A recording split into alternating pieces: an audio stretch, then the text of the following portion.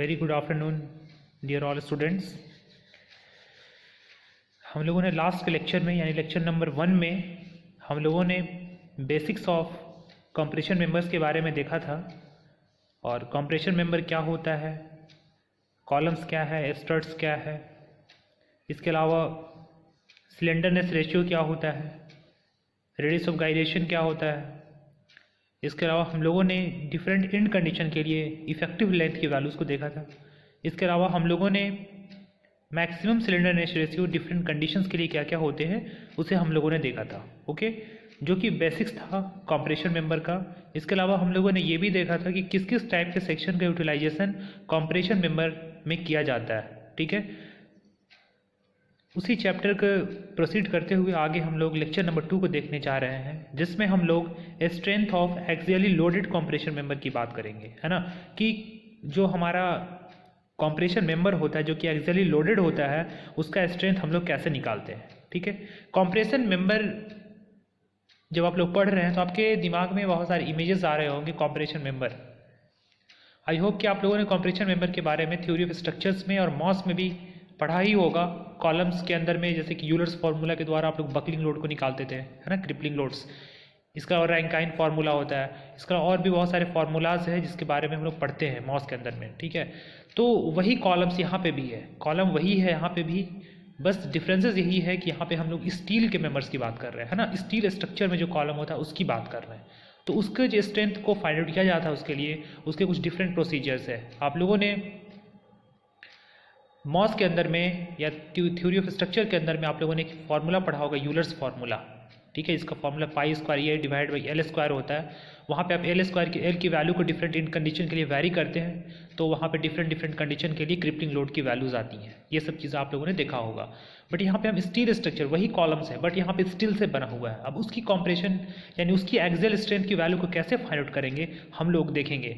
और जो भी हम डिज़ाइन क्राइटेरिया फॉलो करते हैं एज पर IS 800-2007 यानी इंडियन स्टैंडर्ड 800-2000 कोड जो है डिज़ाइन ऑफ स्टील स्ट्रक्चर को कंफर्म करता है, उस कोड के अकॉर्डिंग हम किसी भी स्टील स्ट्रक्चर को डिज़ाइन करते हैं। ठीक है, तो चलिए हम लोग स्टार्ट करते हैं आज के इस टॉपिक को। काफ़ी इंटरेस्टिंग टॉपिक है कंप्रेशन मेंबर, काफ़ी इंपॉर्टेंट है आपके लिए एग्जामिनेशंस के लिए भी और आने वाले आगे समय के लिए भी। ठीक है, तो चलिए हम लोग स्टार्ट करते हैं। ओके, सो देखिए यहाँ पे strength of axially loaded compression member हमारा टॉपिक है। तो किस तरीके से निकालते हैं हम लोग, है ना। तो सबसे पहले अगर हमको उसका स्ट्रेंथ निकालना है तो उससे पहले हमको क्या पता होना चाहिए, हमको पता होना चाहिए परमिसिबल स्ट्रेस। उसका परमिसिबल स्ट्रेस अगर हमको पता है तो अगर हम उसको इफेक्टिव क्रॉस सेक्शनल एरिया से मल्टीप्लाई करेंगे तो हमारा उसका स्ट्रेंथ निकल जाएगा। ठीक है, जैसे कि आप लोग को पता है कि हमें अगर स्ट्रेस पता है और अगर एरिया पता है तो हम अगर स्ट्रेस को एरिया से मल्टीप्लाई करें तो हमारा क्या होगा, उस वैल्यू का स्ट्रेंथ निकल जाता है। मतलब कितना लोड टेकिंग कैपेसिटी है उस कॉलम का, ये निकल जाएगा। ठीक है, तो सबसे पहले देखिए PAC इज इक्वल टू होता है सिग्मा AC इंटू A। ठीक है, जहाँ पे सिग्मा AC क्या है, एक्सियल कंप्रेशन में कितना उसका परमिसिबल स्ट्रेसेस है, और A जो है क्या है, effective cross sectional area of member in mm²। ठीक है, और सिग्मा AC की वैल्यू जो है मेगा पास्कल्स में है। ठीक है, अब देखिए PAC की वैल्यू यहाँ पे आपकी न्यूटन्स में आएंगी, ये वैल्यूज आप रखेंगे तो। ठीक है, अब देखिए आगे एक्सियल कंप्रेशन सिग्मा AC की वैल्यू आप कैसे फाइंड आउट करते हैं। अब हम सिग्मा AC तो यहाँ पे बोल दिए, एक्सियल परमिसिबल स्ट्रेसेस इन एक्सियल कंप्रेशन तो हम लोगों ने यहाँ बोल दिया, बट ये वैल्यू कैसे फाइंड आउट करते हैं, ये किस पे डिपेंड करता है, ये डिपेंड करता है यील्ड स्ट्रेस पे।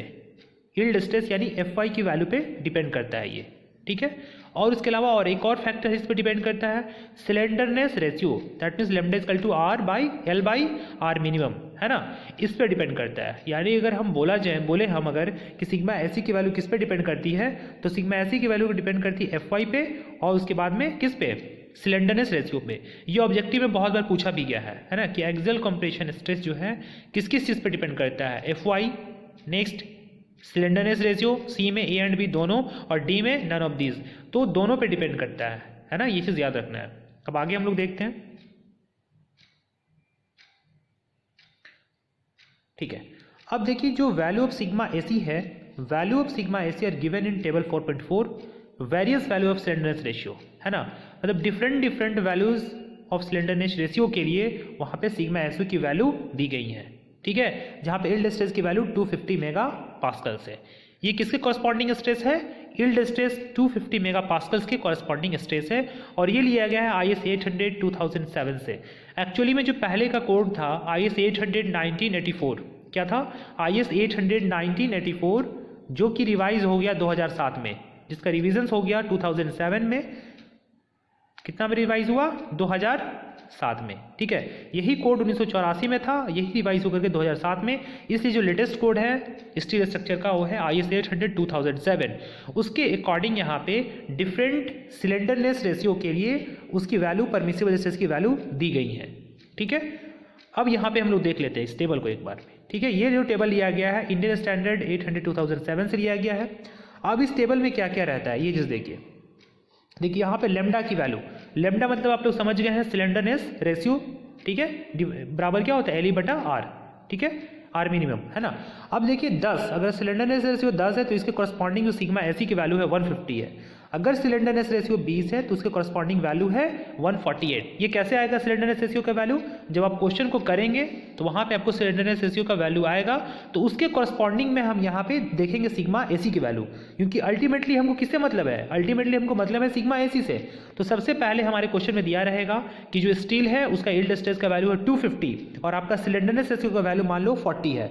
तो 250 के कॉरस्पॉन्डिंग में लेमडा के वैल्यू 40 देखेंगे और उसके कॉरस्पॉन्डिंग में हम लोग देखेंगे सिग्मा ऐसी की वैल्यू 139। बात समझ में आ रही है? मान लो कि आप लेमडा की वैल्यू निकाले और आपकी वैल्यू आ गई 50, तो 50 है। पहले तो आपको ये पता होना चाहिए कि FY की वैल्यू क्या है। तो अगर FY की वैल्यू 250 है, जनरली हम FY की वैल्यू 250 लेकर चलते हैं। आप लोग इससे पहले जितने भी सारे क्वेश्चंस किए होंगे वहाँ पे हम लोग यील्ड स्ट्रेस की वैल्यू 250 लेकर के चलते हैं, ठीक है। तो यहाँ पे देखो, अगर 250 के कॉरस्पॉन्डिंग में हमारा लेमडा यानी कि सिलेंडरनेस रेशियो की वैल्यू 50 है, तो उसके कॉरस्पॉन्डिंग में हमारा सिग्मा ऐसी की वैल्यू 132 है। मतलब आपको लेमडा निकालना है, लेमडा निकाल करके उसके कॉरस्पॉन्डिंग में सिग्मा ऐसी की वैल्यू को देखना है, ठीक है। ये और ज़्यादा क्लियर होगा जब हम कोई भी न्यूमेरिकल क्वेश्चंस को करेंगे, बट फिलहाल आपको इतना समझना है कि जब भी टेबल्स की बात की जाए कि लेमडा की वैल्यू इतनी आ रही है, उसको कॉरस्पॉन्डिंग में सिग्मा ऐसी यानी एक्सियल कंप्रेशन स्ट्रेस की वैल्यू इतनी आ रही है, तो आपको ये समझ में आना चाहिए कि टेबल कहाँ से लिया जा रहा है और किस तरीके से उस वैल्यू को लिया जा रहा है, ठीक है। उस समय ये नहीं होना चाहिए कि लेमडा क्या है, सिग्मा AC क्या है, ठीक है। पहले आपको पता होना चाहिए सारी चीज़ें, ठीक है। तो देखिए 80 के कॉरस्पॉन्डिंग में 101 है। इसी तरीके से आप जैसे बढ़ते चले जाएंगे, लेमडा की वैल्यू बढ़ते चली जा रही है और ये वैल्यू देख रहे हैं ना आप, घटते जा रहा है। यानी कि जैसे जैसे लेमडा की वैल्यू इंक्रीज हो रही है और ये वैल्यू क्या हो रही है? डिक्रीज हो रही है। लेमडा की वैल्यू जैसे जैसे बढ़ रही है उसी तरीके से सिग्मा AC की वैल्यू क्या हो रही है? घटते चली जा रही है। देख रहे हैं ना, 130 में कॉरस्पॉन्डिंग 57 है, 140 में 51 है, 57 से सीधे 51 पे आ गया। फिर 150 के कॉम्प्रेशन में देखेंगे तो यहाँ पे 45 है। यानी लेमडा की वैल्यू जैसे जैसे बढ़ रही है वैसी एक्सियल कंप्रेशन स्ट्रेस की वैल्यू घट रही है। आप देख रहे हैं टेबल से, ठीक है। यही चीज़ें हैं जैसे सब देखेंगे 160 170 यहाँ पे 180 के कॉरस्पॉन्डिंग में है। उसी तरीके से जब आप ऊपर जाएंगे यहाँ पे, तो यहाँ पे देखिए चूँकि टेबल बड़ा है, 190 के कॉरस्पॉन्डिंग में 30 है, फिर 200 कॉरस्पॉन्डिंग में है, 210 के कॉरस्पॉन्डिंग में है। ये एक्चुअली में लेमडा ऐसी नहीं है, करेक्ट कर लीजिएगा, ये सिग्मा ऐसी है, ठीक है। उसी तरीके से 220 के कॉरस्पॉन्डिंग में है, 230 के कॉरस्पॉन्डिंग में है, 240 के कॉरस्पॉन्डिंग में है, ठीक है। ये जो समझ में आ गया ना। और ये किसके लिए है? FY 250 मेगा पास्कल्स के लिए, ठीक है ना। अगर कोई और वैल्यू आता है तो उसके लिए अलग है, ठीक है। वो स्टील टेबल में दिया गया है ना, IS कोड के अंदर में। बट आपकी एग्जामिनेशन में ये 250 मेगा पास्कल्स वाला ही आने वाले हैं, क्योंकि स्टैंडर्ड जो है यही है, ठीक है। अगर मान लो कि कोई और दिया गया है, 230 दिया गया है, तो हम जाएंगे FY 230 के कॉरस्पॉन्डिंग में, तब ये वैल्यू देखेंगे, ठीक है। ये टेबल किसके लिए है? 250 के लिए। अगर मान लो 230 के लिए है तो 230 वाले टेबल में जाएंगे, किसमें? 230 वाले टेबल में जाएंगे, तब उसके कॉरस्पॉन्डिंग में हम ये सारी वैल्यूज़ को देखेंगे। बट हमें 230 से मतलब नहीं है, हमें 250 से मतलब है, बिकॉज एग्जामिनेशन में जो भी आता है 250 मेगा पास्कल्स के कॉरस्पॉन्डिंग में ही आता है, क्योंकि यही हमारा क्या है? स्टैंडर्ड है, ठीक है। अब देखिए ये चीज़ तो आपको समझ में आ गई कि मान लो आप लेमडा कैलकुलेट की और 40 आ गए, तो उसके कॉरस्पॉन्डिंग में आप सिग्मा ऐसी की वैल्यू 139 ले लोगे और उसको A से मल्टीप्लाई कर दोगे, तो sigma AC into A multiply करोगे तो आपको स्ट्रेंथ की वैल्यू P की वैल्यू मिल जाएंगी। बट यहाँ पे प्रॉब्लम्स कहाँ पे आते हैं? प्रॉब्लम्स आना कहाँ पे है, ये चीज़ देखिए। यहाँ पे प्रॉब्लम्स आएंगे तब जब आपकी लेमडा की वैल्यू मान लो आ गई 45। मान लो आपकी लेमडा की वैल्यू कितनी आ गई? 45 आ गई, ठीक है। तो 45 अगर लेमडा की वैल्यूज़ आपकी आ गई, तो अब बताओ कि 45 के कॉरस्पॉन्डिंग में तो यहाँ कोई वैल्यू दिया नहीं गया है। आपको या तो 40 पता है या तो 50 पता है, और आपको निकालना कितना पे है? 45 पे निकालना है। So that is the turning point of this particular topic कि आपको 45 के कंपैरिजन में कैसे निकालना है। इसके लिए हम करते हैं इंटरपोलेशन। क्या करते हैं? इंटरपोलेशन। जब भी दो वैल्यूज दी गई हैं और उसके बीच की वैल्यूज को पता करना है, उसकी इंटरमीडिएट वैल्यू को पता करना है, तो हम करते हैं इंटरपोलेशन।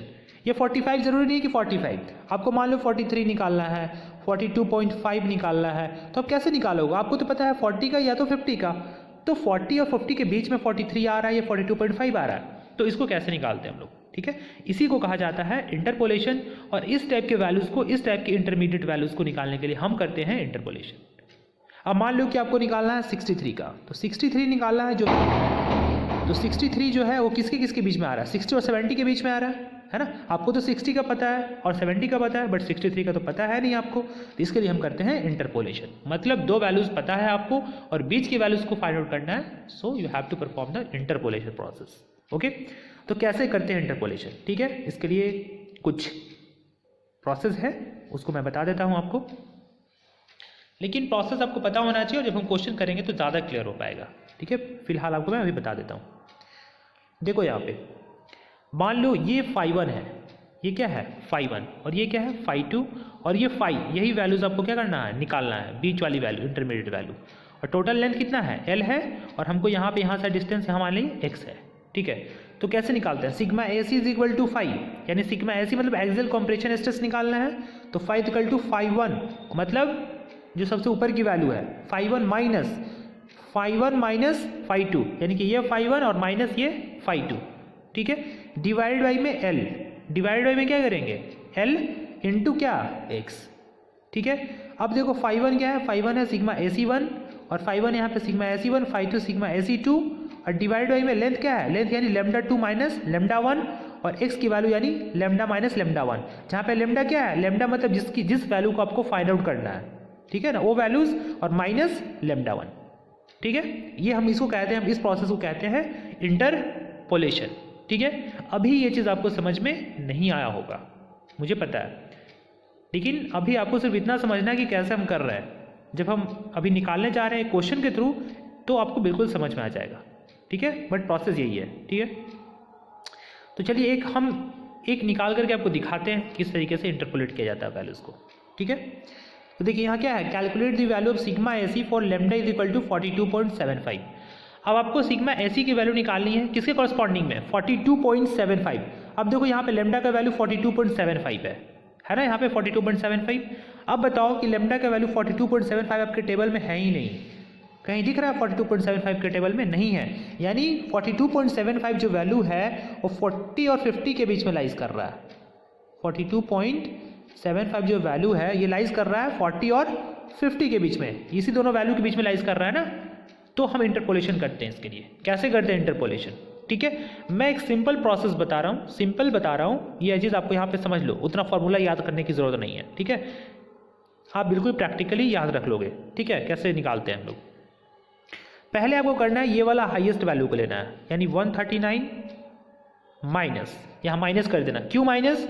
क्योंकि 139 से ये घटते जा रहा है, 139 के बाद 132 आ रहा, फिर 122 आ रहा, फिर 112 आ रहा। अगर ये बढ़ता तो यहाँ पे हम प्लस लेते हैं, अगर ये बढ़ता तो यहाँ पे हम प्लस लेते हैं, बट ये बढ़ नहीं रहा है यहाँ पे, इसलिए यहाँ पे घट रहा है, इसलिए हम यहाँ पे वैल्यू क्या लेंगे? माइनस लेंगे, यानी 139 माइनस, फिर उसके बाद क्या करना है? अब इस ऊपर वाले में से नीचे वाले को घटा देना है, यानी 139 माइनस 132। ठीक है, फिर इसको डिवाइड कर देना है किससे? λ2 माइनस λ1। ठीक है, अब इसको क्या करना है? डिवाइड कर देना है λ2 माइनस λ1। ठीक है, यानी कि क्या हो जाएगा? 50 माइनस 40। ठीक है, यानी आपने इसे 50 माइनस 40 कर दिया। ठीक है, अब इसको क्या करना है? मल्टीप्लाई कर देना है। कितना से मल्टीप्लाई करना है? जिस वैल्यू को आपको फाइंड आउट करना है, किसको फाइंड आउट करना है? 42.75 को, तो इसको मल्टीप्लाई कर देना है 42.75 माइनस जो लोवेस्ट वैल्यू है, कौन सा लोवेस्ट वैल्यू है? 40। इसको करोगे तो ये टोटल वैल्यू आपकी आ जाएंगी 42.75 के कॉरस्पॉन्डिंग में स्लेंडरनेस रेशियो की वैल्यू आ जाएंगी आपकी। ठीक है, अगर ऐसे समझ गए तो अच्छी बात है, नहीं तो फिर हम समझाते हैं अभी। सबसे पहले 139 यानी हाईएस्ट वैल्यू को लेना है, माइनस करना है 139 माइनस 132, 139 माइनस 132 डिवाइड कर देना है ये वाले वैल्यू से, λ2 माइनस λ1 यानी 50 माइनस 40 से डिवाइड कर देना है, फिर इसको मल्टीप्लाई कर देना है जिस वैल्यू को आपको निकालना है। किसको निकालना है? 42.75 को निकालना है, और माइनस जो लोएस्ट वैल्यू 40 है माइनस 40। जब ये करोगे तो आपकी वैल्यू आ जाएंगी 42.75 के कॉरस्पॉन्डिंग में स्लेंडरनेस रेशियो की वैल्यू। ठीक है, बाकी और आगे फार्मूला से हम आपको बता देते हैं। ये था सिंपल किस तरीके से निकालते हैं, वही चीज़ यहाँ पे भी आया है, देख सकते हो आप। ठीक है, तो देखो आपको सिग्मा 1 φ1 निकालना है, value for AC corresponding to λ1 equal to 40। φ1 की जो वैल्यू है ये sigma AC corresponding to λ1 equal to 40 corresponding में है। सिग्मा AC1 जो दिया हुआ है आपका 139 मेगापास्कल है, φ2 जो है 50 के कॉरस्पॉन्डिंग में है, तो सिग्मा AC2 की वैल्यू 132 मेगापास्कल दी गई है। ये अभी मैंने आपको जो टेबल दिखाया उसमें दिखाया मैंने आपको, वो चीज़ें हैं। ठीक है, अब आपको फाई की वैल्यू निकालनी है, यानी सिग्मा ऐसे निकालनी है किसके कॉरस्पॉन्डिंग में? लेमडा के कॉरस्पॉन्डिंग में, यानी 42.75 के कॉरस्पॉन्डिंग में। ठीक है, देखो सिंपल यही चीज़ मैंने आपको बताया, वही चीज़ यहाँ पे भी बताया गया है। देख लो यहाँ पे एल की वैल्यू क्या है 50 माइनस 40, यानी जो हाईएस्ट वैल्यू है λ2 माइनस λ1, ये आपकी एल की वैल्यू आ गई। और एक्स की वैल्यू क्या है λ माइनस λ1, यानी जो वैल्यू आपको निकालना है 42.75 आपको निकालना है, और जो लोवेस्ट वैल्यू है तो λ1 लोवेस्ट है यानी 42.75 आ गया। अब वही चीज़ लिखा गया 139 माइनस 132 जो आपको मैंने बताया था, डिवाइड बाई 50 माइनस 40, यानी कि क्या हो गया यहाँ पे 10 हो गया, और इनटू एक्स, तो एक्स का वैल्यू मैंने क्या बताया था λ माइनस λ1 यानी 42.75 माइनस 40, तो यही चीज़ तो यहाँ पे दिखाया गया है 2.75। जब इसको कैलकुलेट करोगे तो ये वैल्यू आ जाएगी आपकी 137.075 मेगापास्कल्स। ठीक है, आप या तो फॉर्मूला से निकालो या तो डायरेक्टली निकालो, दोनों सेम चीज़ें हैं, कहीं कोई दिक्कत नहीं है। अगर आप ये सिंपल ये फॉर्मूला याद रखना चाहते हो तो ये फॉर्मूला याद रखो, φ1 minus φ2 divide by L into X, जहाँ पे एल क्या है λ2 माइनस λ1 है, तो λ2 कितना था 50 माइनस 40 यानी 10, और एक्स यानी λ माइनस λ1 जिसकी वैल्यू आपको निकालनी है 42.75 की वैल्यू निकालनी थी, माइनस जो लोवेस्ट वैल्यू यानी 40, तो क्या आ जाएगा 2.75, और एल तो मैंने आपको बताया था क्या था λ2 माइनस λ1 यानी 50 माइनस 40, तो ये की वैल्यू आ गई 137.075 मेगापास्कल्स। ये तो एक एग्जाम्पल था, मतलब इस तरीके से हम वैल्यू को इंटरपोलेट करते हैं, क्योंकि आपको ज़रूरत पड़ने वाला है जब आप क्वेश्चन बनाएंगे तो इंटरमीडिएट वैल्यूज़ ही आते हैं हमेशा। मान लो कि ये तो आया 42.75 का, मान लो आपको आ जाएगा 44 का वैल्यू, तो 44 के कॉरस्पॉन्डिंग में फिर आपको निकालना है। मान लो आ गया 48, तो 48 भी आपको पता नहीं है, 40 पता है या तो 50 पता है, तो 40 और 50 के बीच का जो इंटरमीडिएट वैल्यू 48, इसके कॉरस्पॉन्डिंग में आपको सिग्मा ऐसी की वैल्यू निकालनी पड़ेगी। आई होप कि आप कुछ बेसिक्स तो जरूर समझ गए होंगे, अगर नहीं समझ में आया है तो आप एक दो बार प्रैक्टिस करो, आपको समझ में आ जाएगा। ठीक है ना, बिना प्रैक्टिस के नहीं समझ में आने वाला, प्रैक्टिस करना पड़ेगा, क्योंकि ये सारे न्यूमेरिकल्स है, और इस टाइप की चीज़ें आई होप कि आप लोग पहले से नहीं किए होंगे, क्योंकि इंटरमीडिएट वैल्यूज़ को कैलकुलेट करना आरसीसी में है या फिर स्टील स्ट्रक्चर के अंदर में आता है, तो ये चीज़ आप लोग अभी समझ लो। ठीक है, क्योंकि आगे आपको आरसीसी के अंदर भी ये ज़रूरत पड़ने वाला है। ठीक है ना, तो देखा आप लोगों ने कि किस तरीके से हम इंटरमीडिएट वैल्यू के कॉरस्पॉन्डिंग में सिग्मा ऐसी की वैल्यू को क्या करते हैं, कैलकुलेट करते हैं। ठीक है, आई होप कि आप लोग अच्छे से समझ गए होंगे। एक बार मैं फिर आपको समझा देता हूँ, ठीक है, क्योंकि मान लो कि नहीं समझ में आएगा तो आपको भी थोड़ा दिक्कत लगेगा कि कैसा हो गया है ना। फिर एक बार आपको ट्राई करते हैं मैं समझाने का। देखो बहुत इजी वे में समझाते हैं, फॉर्मूला जो मैंने बताया उसको भी समझो और मैं डायरेक्ट जो बता रहा हूँ उसको भी समझो, बहुत ही ईजी है। आपको निकालना है वही क्वेश्चन में बता रहा हूँ, 42.75 के कॉरस्पॉन्डिंग में निकालना वैल्यू। तो 42.75 किसके किसके बीच में आ रहा है, आप देखो यहाँ पे, आप देखो खुद देखो किसके किसके बीच में आ रहा है, 40 और 50 के बीच में आ रहा है, इसी दो वैल्यू के बीच में आ रहा है ना। तो सीधा आप यहाँ पे ऐसे कर लो, दोनों को लाइन को ऐसे कर लो, मैं बहुत इजी तरीका बता रहा हूँ आपको, दोनों लाइन को उसके कॉरस्पॉन्डिंग में मिला लो पेंसिल के थ्रू। ठीक है, अब क्या करो आपको निकालना सिग्मा एसी की वैल्यू 42.75 के कॉरस्पॉन्डिंग में। आपको पता है 40 के कॉरस्पॉन्डिंग में 139, 50 के कॉरस्पॉन्डिंग में सिग्मा एसी की वैल्यू 132, आपको निकालना है 42.75 के कॉरस्पॉन्डिंग में। तो सबसे पहले जो हाईएस्ट वैल्यू है सिग्मा एसी की उसको लिखो, कितना है 139, और माइनस क्यों, क्योंकि ये वैल्यू घट रहा है। अगर ये वैल्यू बढ़ रहा होता 139 से अगर 140 होता यहाँ पे तो ये हम प्लस लेते, बट यहाँ पे 139 से 132 हो रहा है, फिर 132 से 122 हो रहा है, यानी कि घट रहा है वैल्यू, तो हम माइनस लेंगे। फिर माइनस कर दिए, फिर इस दोनों के वैल्यू को माइनस करो, 139 माइनस 132, इसको डिवाइड कर दो किससे, ये वाला मैक्सिमम में से मिनिमम को। तो मैक्सिमम कौन है 50 है, मिनिमम 40 है, तो 50 माइनस 40, फिर इसको मल्टीप्लाई कर दो, जिस वैल्यू के कॉरस्पॉन्डिंग आपको सिग्मा एसी की वैल्यू निकालनी है, किसके कॉरस्पॉन्डिंग निकालनी है, 42.75 के कॉरस्पॉन्डिंग में, तो 42 पॉइंट यहाँ पे लिखो 42 पॉइंट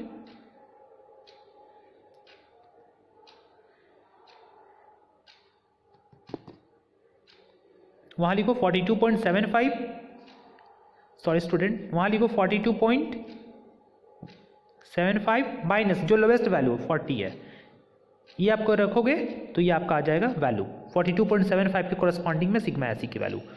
ठीक है, आप एक दो बार ट्राई करो समझ में आ जाएगा। ठीक है, आई होप कि आप लोग ये चीज़ समझ गए होंगे किस तरीके से हम लोग वैल्यू इंटरमीडिएट वैल्यू को इंटरपोलेट करते हैं। अदरवाइज आप ये फॉर्मूला वाले प्रोसेस कर सकते हो, ठीक है, कोई दिक्कत नहीं है। दोनों तरीके से, जिस तरीके से आपको समझ में आता है उस तरीके से आप समझिए। यहाँ भी वही चीज़ें की गई जो मैं भी कर रहा था, और यहाँ फार्मूला से किया गया, मैंने आपको डायरेक्ट बताया, क्योंकि जब आप लॉन्ग प्रॉब्लम्स करोगे तो इतना फार्मूला पुट करने की जरूरत नहीं है, डायरेक्ट आप जो मैंने बताया प्रोसेस उसके तरीके से आप निकाल सकते हो। ठीक है, चलिए थैंक यू, अगले लेक्चर में मिलते हैं हम लोग। सॉरी एक चीज़ बचा हुआ अभी, इंक्रीज ऑफ स्ट्रेसेस। ठीक है, एक चीज़ यहाँ पे देख लो, ये स्मॉल टॉपिक्स है। Permissible stresses in member occasionally subjected to wind और earthquake loads may be exceeded by 33:1/3%। ठीक है, वैसा मेंबर जो जिसमें विंड और अर्थक्वेक लोड को कंसिडर करते हैं उसके लिए हम स्ट्रेस को 33:1/3% क्या करते हैं, बढ़ा देते हैं। ठीक है, ये चीज़ आप लोग याद रखिएगा। चलिए स्टूडेंट, ठीक है, हम लोग नेक्स्ट लेक्चर में मिलते हैं। Thank you everyone for watching this session.